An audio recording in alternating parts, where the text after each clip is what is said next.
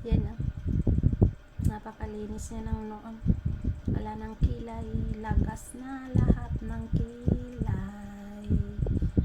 At ilang piraso na lang ang pilik mata. Ganito palang itsura pag walang kilay. Pero okay lang yun. Babalik din yan. Makaraos lang tayo sa chemotherapy. At sana mapabilang tayo sa mga cancer survivor. Nung stage 3 ako, natapos yung chemotherapy ko ng 8 cycle, hindi na naglagas yung kilay ko, buhok lang. Pero ngayon, saka ngayong stage 4, na nagbalik ako sa chemotherapy, ngayon lang naubos yung kilay ko at yung piling mata ko, ilang piraso na lang ngayon na lang. Ilang piraso na lang natitira.